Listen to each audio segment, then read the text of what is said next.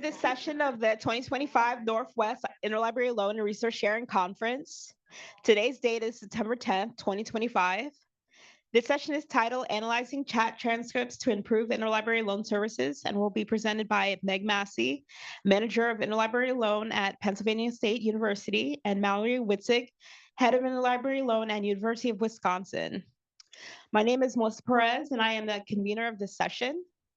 Please let us know if you can't hear or can't see the shared screen. This session is being recorded with permission from the presenters. We plan to make these recordings available once the captions have been added.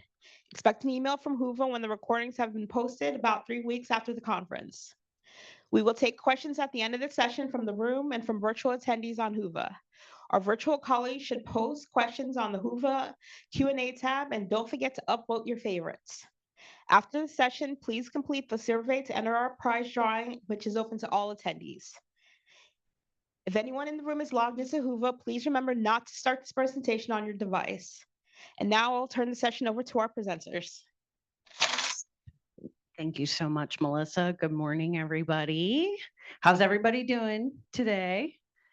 Has anybody here in the room gone to some cool Portland sites? Anything you want to share? I'm looking for tips. Tips, anyone? Call them out. Have you gone to Powell's? Yeah, you got to go to Powell's. We've been to Powell's. Yeah. And for the folks online, we're just giving you tips for when you inevitably come here someday. So really glad to be here this morning with all of you and to talk a little bit about a project that we took on a couple of years ago. So we'll talk a little bit about the project, how we did it, and what we learned from it, and changes we've made even since we took this project on about 5 years ago. So it's been kind of a long time coming. So let me get my thing here. All right, so yeah, the obligatory bio slides. I'm not going to read this whole thing, but essentially, like Melissa said, I am Meg Massey. I am the manager of Interlibrary Loan at Penn State University Libraries. I celebrate my 8th year there this year, actually this month. So I've been in resource sharing since 2011. And, you know, again, I'm just really excited to be here with all of you. I do also want to share that while Mallory is no longer at Penn State, she was our delivery services coordinator and then later our interim manager of Interlibrary Loan while I was off doing another position when we worked on this project. But I'll let her introduce herself. Hi, everybody. I'm Mallory Witzig, and as Meg said, I no longer am at Penn State because I am the head of Interlibrary Loan at University of Wisconsin-Madison Libraries. I am a graduate of Penn State and also Simmons University in Boston. I've been working in the interlibrary loan and resource sharing world since I graduated from grad school back in 2013. So a little over 10 years, which is, whew, yikes. But yeah, so a lot of experiences, but we're very excited to talk about, the project and what we did over the last couple of years together at Penn State. All right, so first a little bit of context, because I think context is super important. So just a little bit about Penn State. So the Pennsylvania State University, and sorry, I always trip over that because I always just call it Penn State. But we're comprised of 24 campuses throughout the Commonwealth of Pennsylvania. So if you drive about 30 minutes in Pennsylvania, chances are you're going to see 1 or 2 Penn State campuses, which is great. We have approximately 88,000 students who are enrolled at these campuses and also in our online World Campus program. And I don't remember the official numbers, but I think our World Campus program makes up just about half of that number. So we have a lot of students who study through our World Campus program, which we'll talk a little bit more about later. So our ILL operation, the ILL department is located at the University Park campus. For those of you that have not been to Pennsylvania or have not visited Penn State, it's pretty much smack dab in the middle of the state. in the middle of nowhere, in the mountains. So we're up there.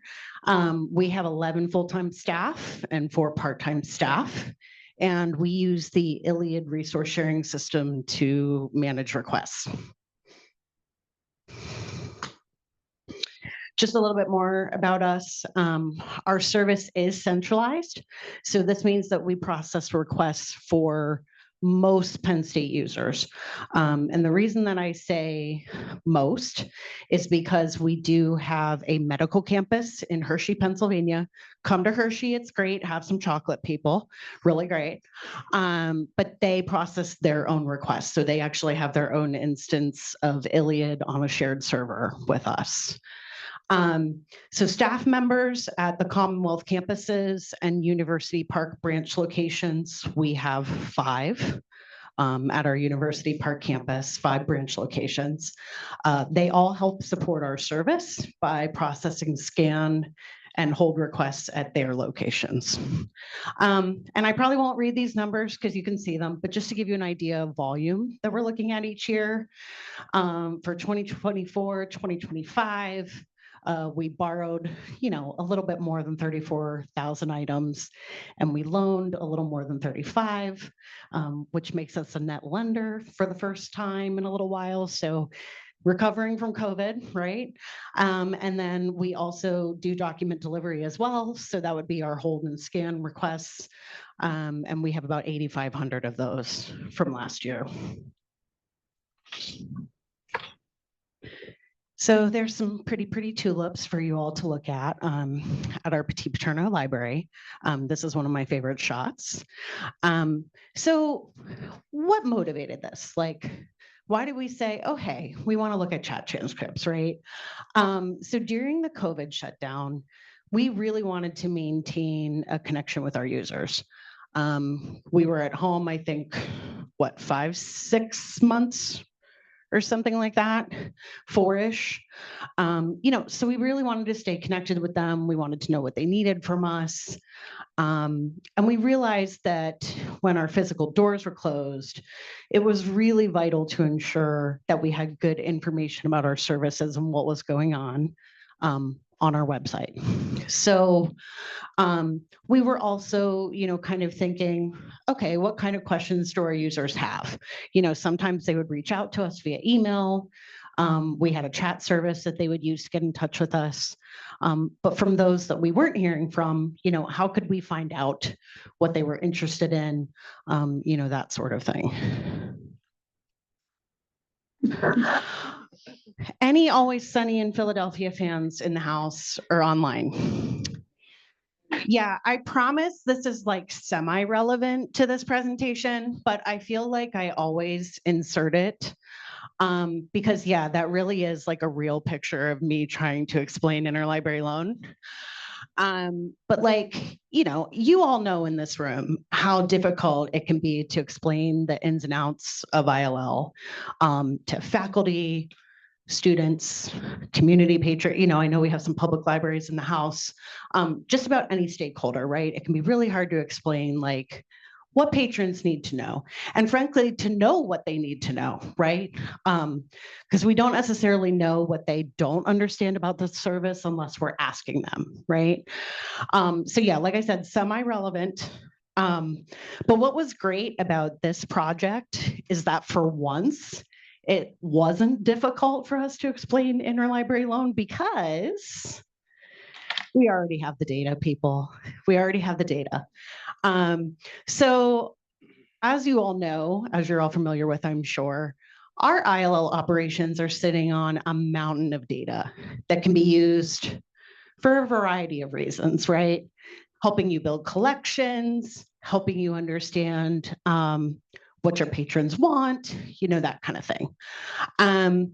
So most of the time we use Iliad data to tell these stories. But this time we turned to our live answers through SpringShare. So we really wanted to look at, specific questions that patrons were asking about ILL. So in May 2020, We reached out to our assessment department, who gathers all this data and looks at it and things like that, to find out how we could look at that live answers data. Because spoiler alert, I'd never done it before. I had no idea how to download it. So just a little bit of context.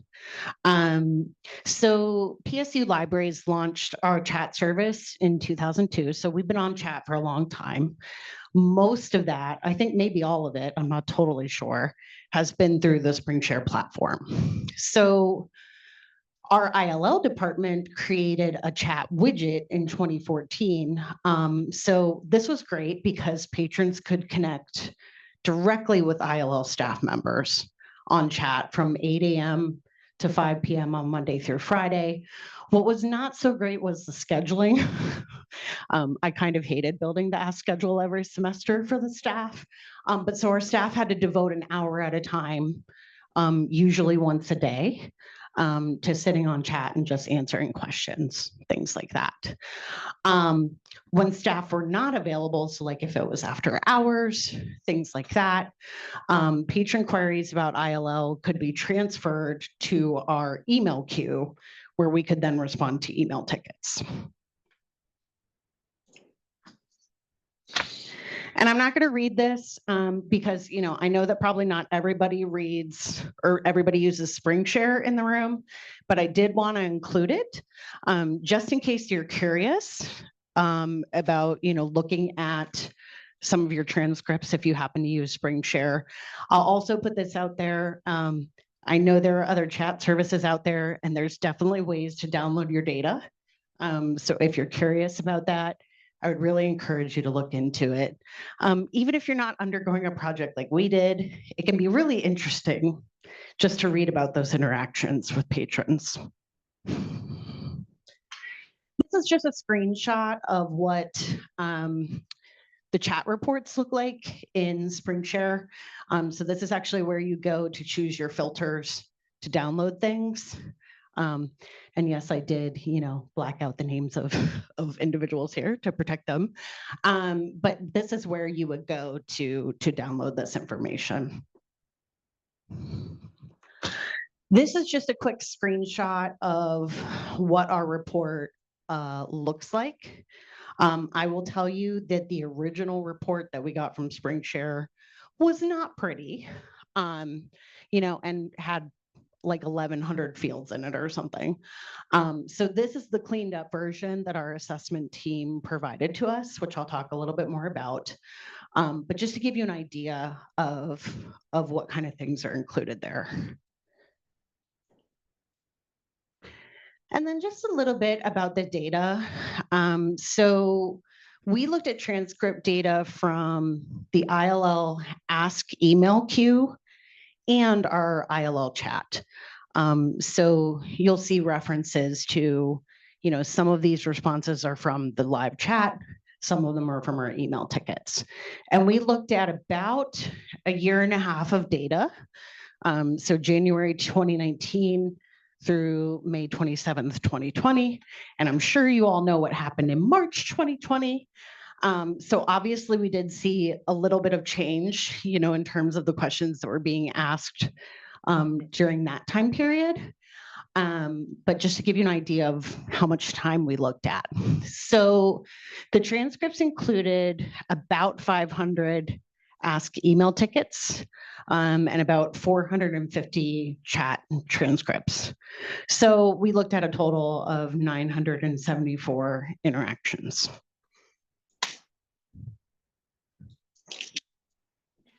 So, and again, and we'll share this later, but we actually did write an article about this process as well. So we'll show you a link to get there to read a little bit more about it.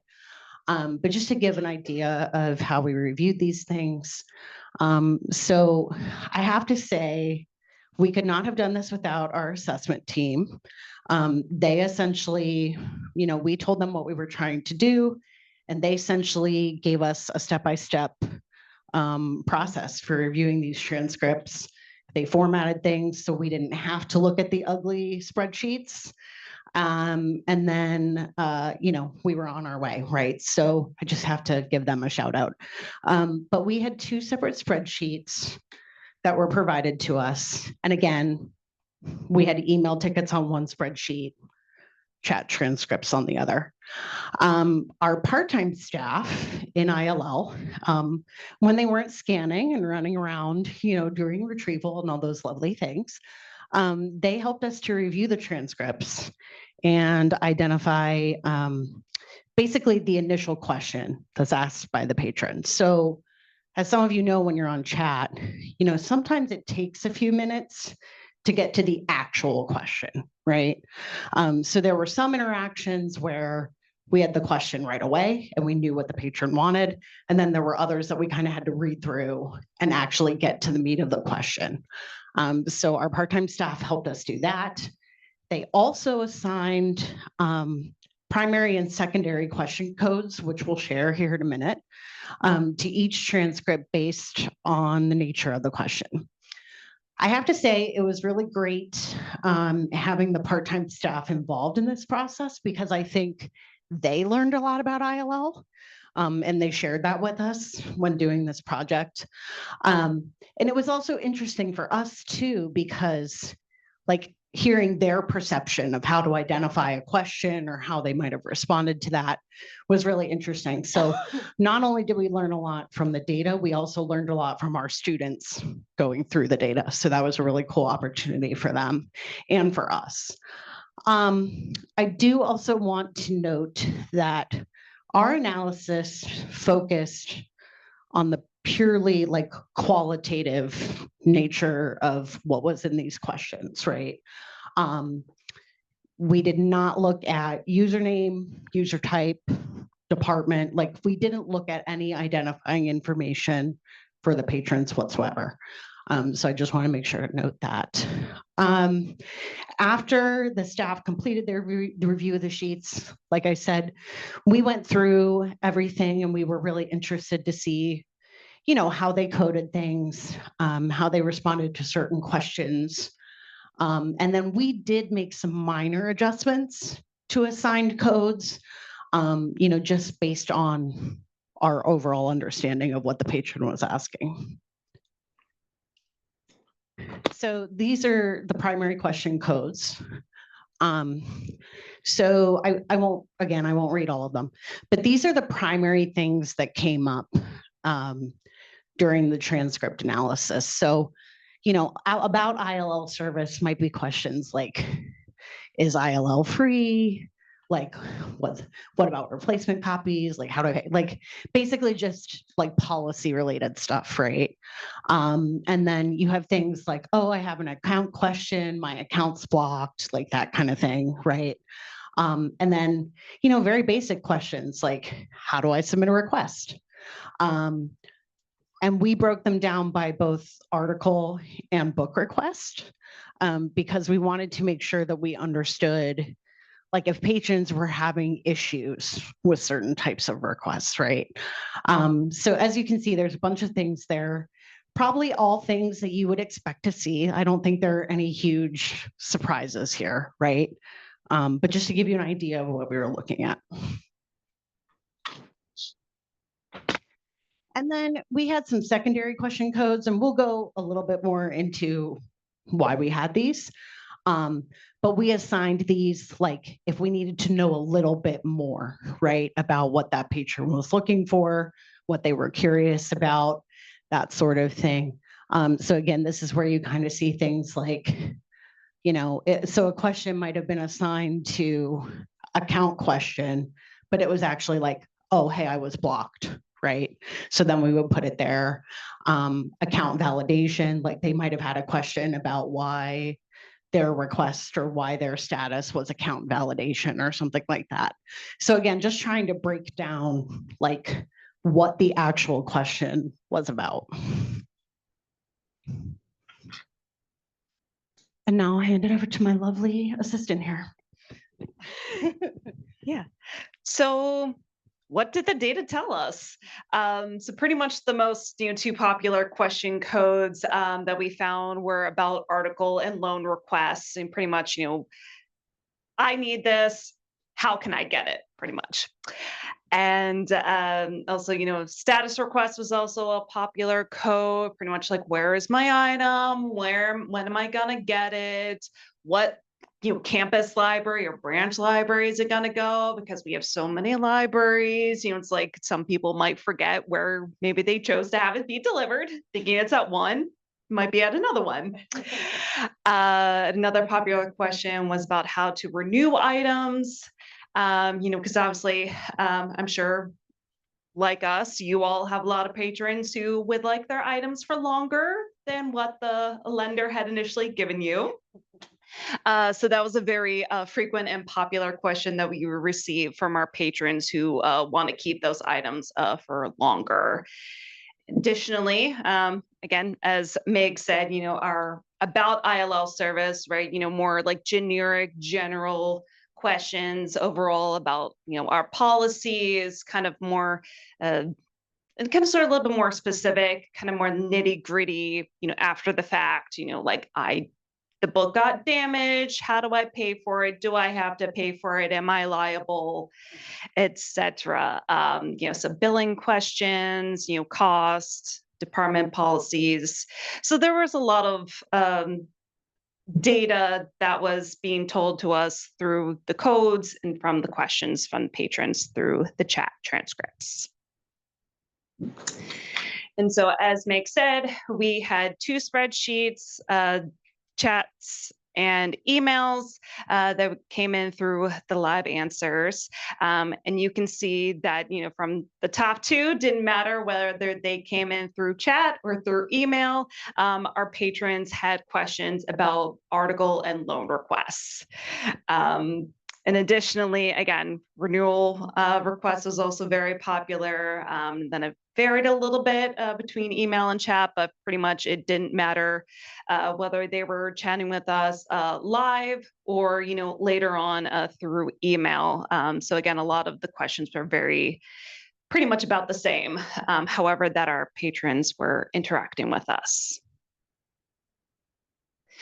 And so again, as Meg mentioned, in addition to the primary codes, we also would occasionally assign secondary codes to each line, because again, as our folks were interacting more with the patrons, either they had follow-ups maybe to their initial question, or maybe they weren't quite sure at how to phrase it. Maybe they weren't saying, the correct things, and we kind of had to get to it to really get to the heart of the true question or questions that they needed answered on their end.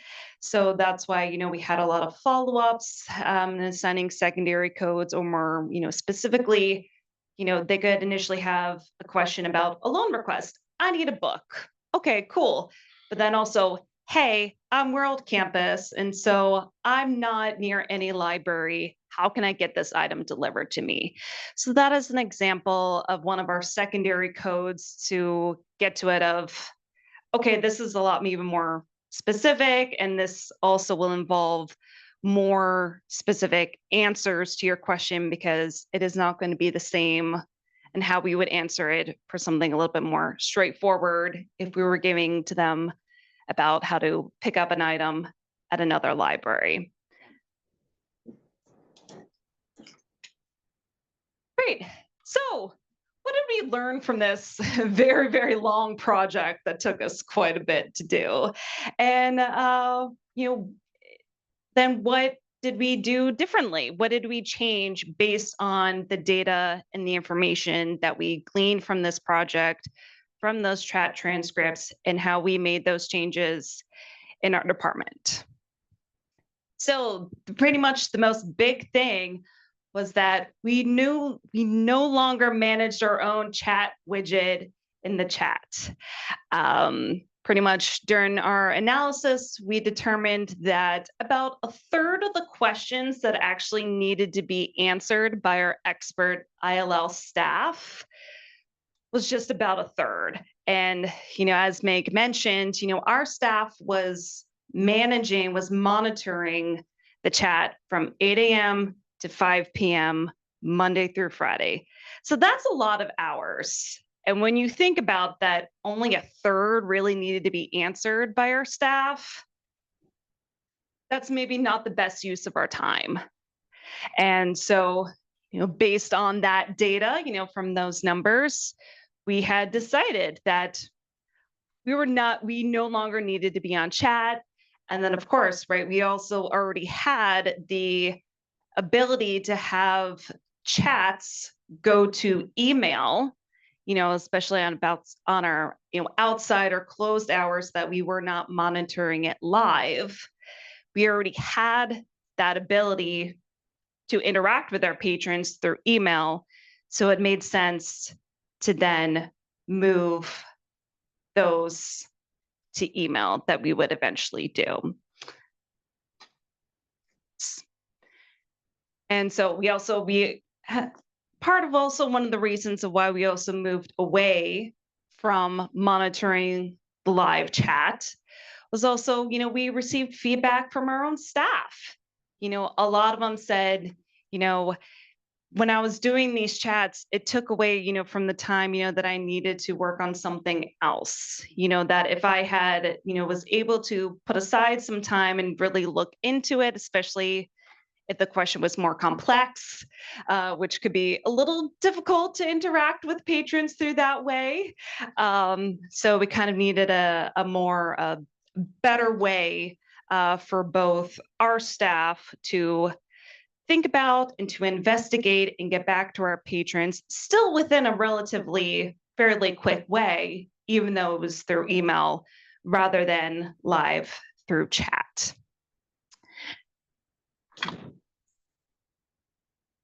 Yep. We also made some changes to our web pages. As Meg mentioned, in addition to interlibrary loan, the department also covers the delivery services.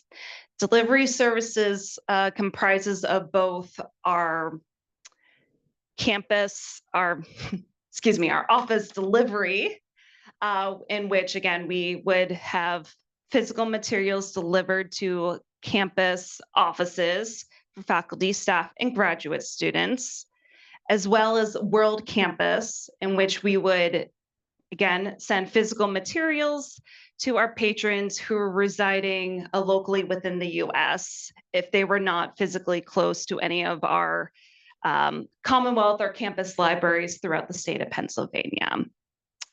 And so we worked with our IT team to create a separate delivery services page, because initially the information about delivery services was hidden among our page. And so even though that was something that we were handling at the libraries, a lot of our folks didn't know. They didn't know that we were the department to contact about that.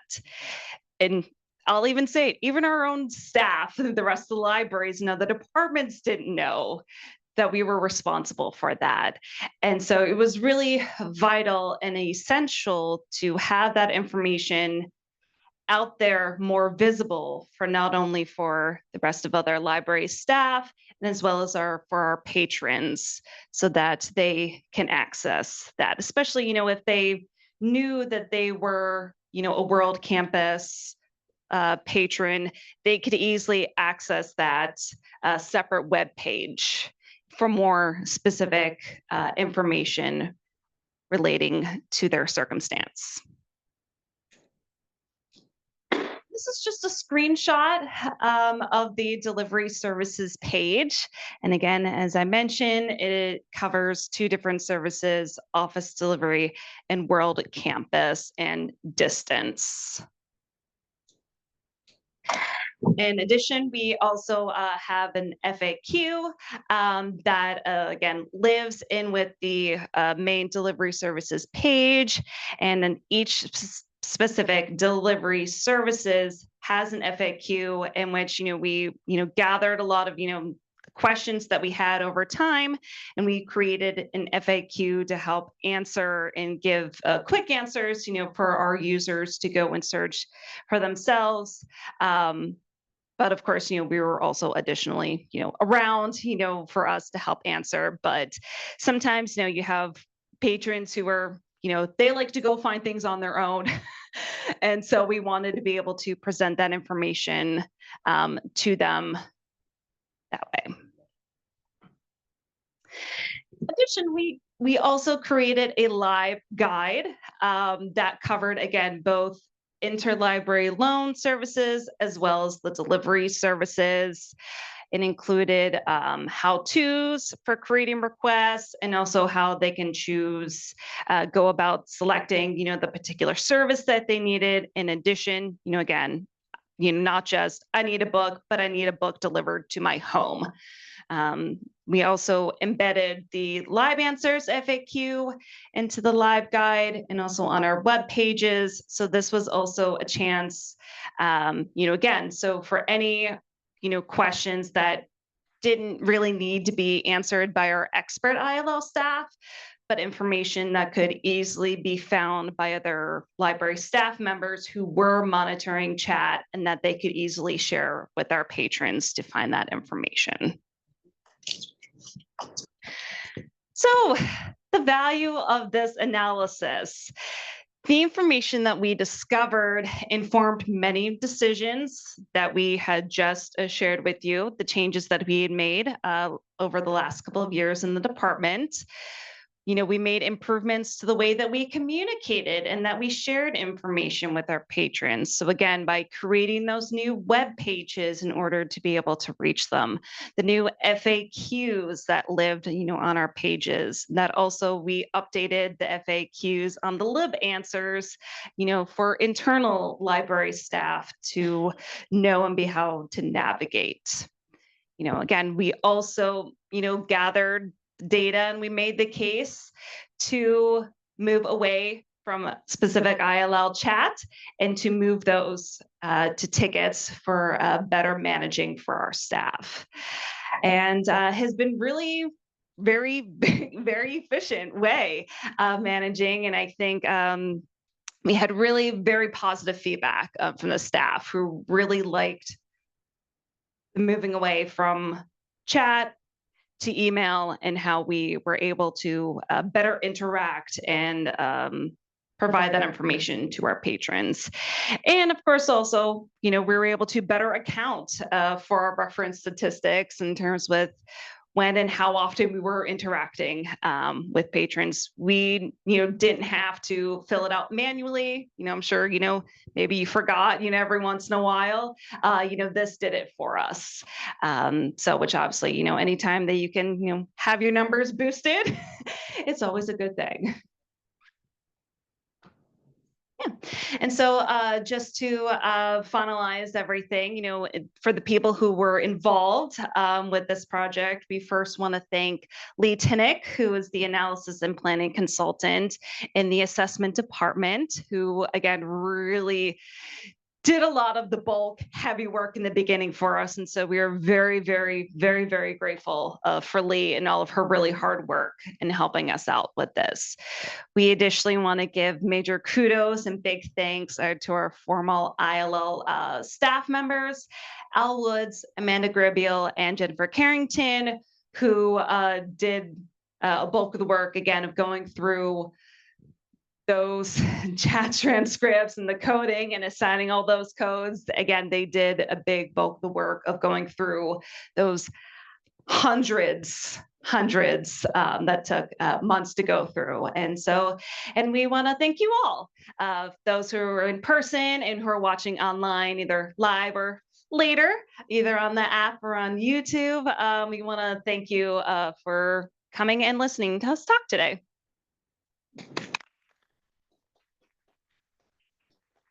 If you want to know more, read our article. There's a QR code right there. The QR code will also be in the slides, so please feel free to take a look at that. It is an open access article through Taylor and Francis, so share it with your friends, y'all.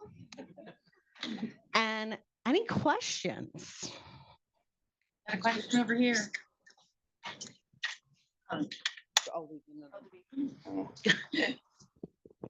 Sorry, I failed already. Okay. And I think right there. Oh, sorry.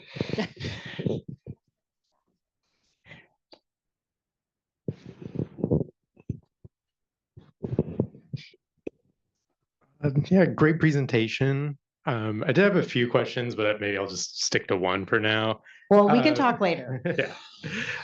With LibChat and LibAnswers, you have like analytic sets that you can create yourself, but you also, did you use those at all? Like, I think I can guess why, but I'm curious why you did later coding rather than like analytics as you answered chats. Yeah, I'm probably not smart enough to use analytics, but we really didn't look at it, but we wanted to be able to look at each question individually, even though it took a ton of time. It took a ton of time to go through them, but we wanted to be able to read every interaction because like I said, part of the issue was that sometimes it took a while for a patron to actually get to the real question, right? So we wanted to be able to understand those interactions. We also wanted to be able to understand some of the nuances that Mallory mentioned, where a question became more complicated simply because of where a patron was located. So that's why we did the coding ourselves. I honestly haven't even looked at the analytics you're talking about too terribly much. But I would be interested to take a look at that. Yeah. Oh, yeah. They're like when you answer a question, you can predefine categories. So, like when you close it, okay, you I gotcha. can have like I those gotcha. categories. Okay. Yeah. We didn't do that at all, honestly. So, we probably took much longer to engage with the process than we needed to, but we really wanted to be able to understand each and every question and all, like I said, those nuances. Thank you. I know that there are also chat questions, so I would like to alternate.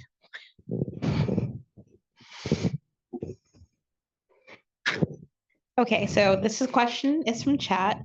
Could you go into a little more detail about how you separated out primary and secondary question codes and how you decided which category they fell into? Yeah.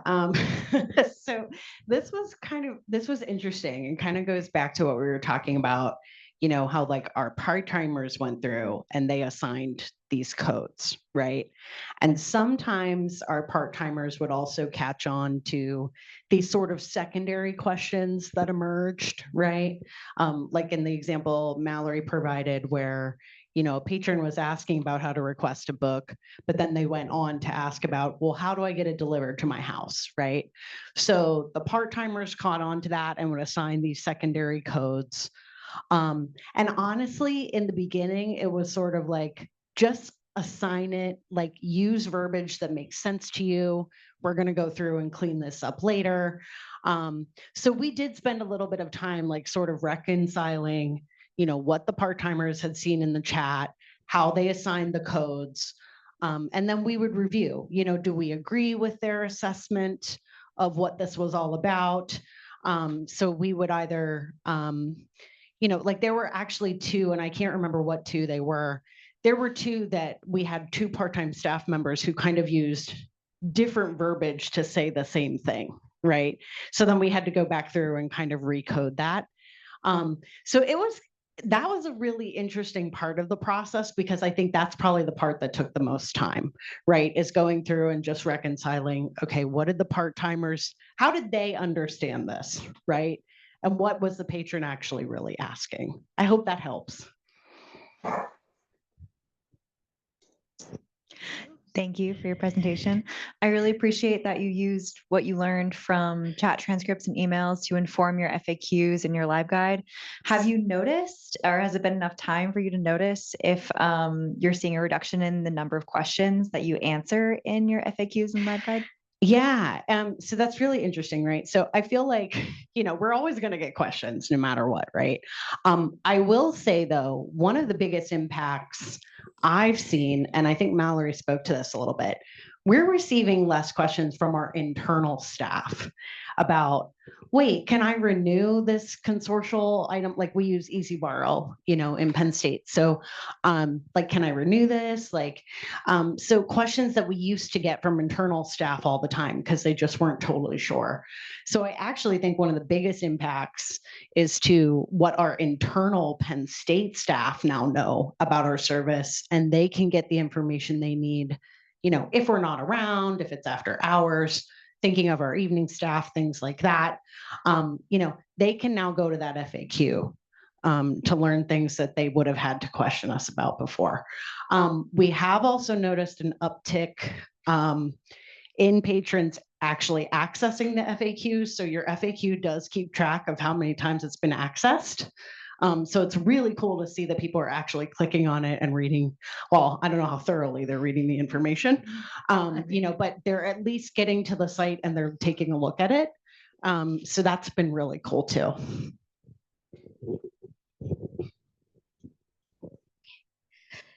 You said you don't manage your own chat widget. How do you get non-ILLers to understand the process and give accurate information to patrons? Yeah. So again, I think that FAQ, if you only take one thing away from this today, I think the most important thing is if you don't have questions and answers in your library's FAQ, get them in there. I mean, even if it seems like it's simple stuff, we kind of had these conversations about do I really need to include step-by-step instructions for how to go to our website and submit a request? Yeah, you do. Because they don't know, they don't know how to do it. They might not have had ILL, in their high school. They might not know. So even if it seems kind of basic, add those questions, right? Address those issues. And we continue even now, and I didn't include this in the presentation, but even now, we're keeping an eye on frequently asked questions that we're still getting that aren't really addressed in the FAQ. I just added one last week. So it's an ongoing thing. And I think what's great about a project like this is that, you don't just do the project and walk away from it, right? You learn from it and then you continue to utilize that as you're making these tools for your users. Any other questions from the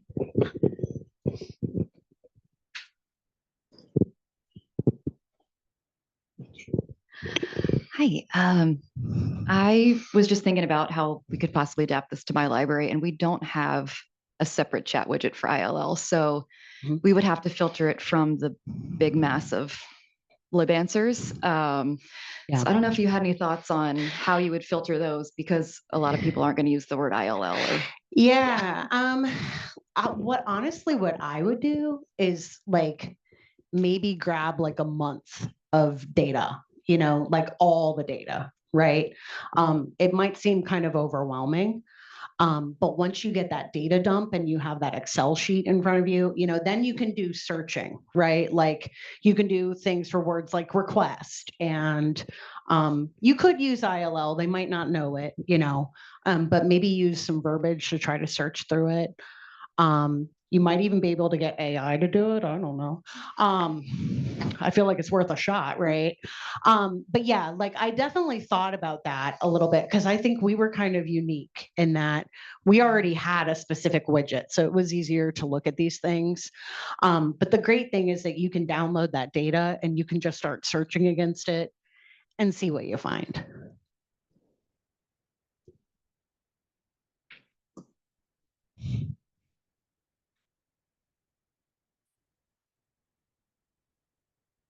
Okay, sorry.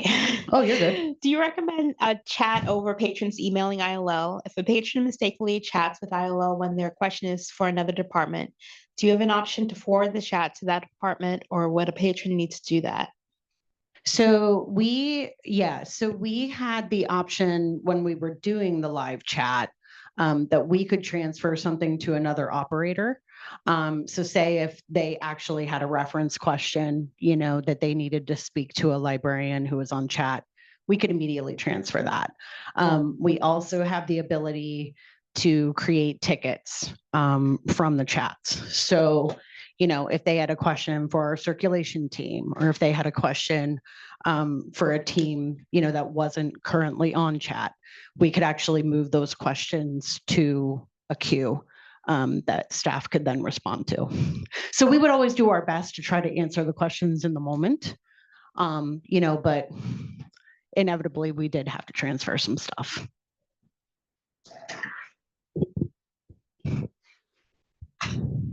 Thank you so much, everybody. Please let us know if you have questions. All right, thank you for attending this session. Please complete the post-session survey in Whova, which you can access from this QR code or the link in the session chat. The link is also in the session description. The NWILL Planning Committee and our presenters appreciate your feedback. If you want to continue the conversation, you can use the chat, you can use the chat within the session or the Whova community section. So thank you. Our presenters. Thanks, guys.